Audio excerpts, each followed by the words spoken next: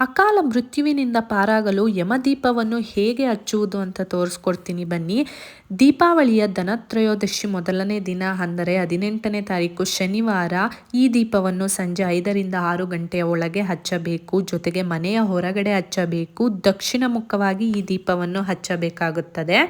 ಅರಿಶಿಣವನ್ನು ಹಚ್ಚಿ ಕುಬೇರ ರಂಗೋಲಿಯನ್ನು ಬಿಡಿಸ್ಕೊಬೇಕು. ನಂತರ ಒಂದು ವಿಳ್ಳೆದೆಲೆಯನ್ನು ಇಟ್ಟು ಸ್ವಲ್ಪನೇ ಉಪ್ಪು ಹಾಕ್ಕೊಳ್ಳಿ. ನಂತರ ದೀಪವನ್ನು ತೆಗೆದುಕೊಂಡು ಅದಕ್ಕೆ ಅರಿಶಿಣ ಕುಂಕುಮವನ್ನು ಇಟ್ಟು ಎಳ್ಳೆಣ್ಣೆಯನ್ನು ಹಾಕಿ ದೀಪ ಹಚ್ಚಬೇಕಾಗತ್ತೆ. ಈ ದೀಪಕ್ಕೆ ಮುಖ್ಯವಾಗಿ 3 ಬತ್ತಿಯನ್ನು ಹಾಕಬೇಕು. ಯಾಕೆ ಅಂತಲೂ ಕೂಡ ತಿಳಿಸ್ಕೊಡ್ತೀನಿ. ಮೊದಲನೇ ಬತ್ತಿ ಆರೋಗ್ಯಕ್ಕಾಗಿ, 2ನೇ ಬತ್ತಿ ಆಯುಷ್ ವೃದ್ಧಿಗೋಸ್ಕರ, 3ನೇ ಬತ್ತಿ ಐಶ್ವರ್ಯ ತಂದುಕೊಡಲಿ ಎಂದು 3 ಬತ್ತಿಯನ್ನು ಹಚ್ಚಬೇಕು. ಜೊತೆಗೆ ನೀವು ಅಗರಬತ್ತಿಯಿಂದಲೇ ಹಚ್ಚಬೇಕು.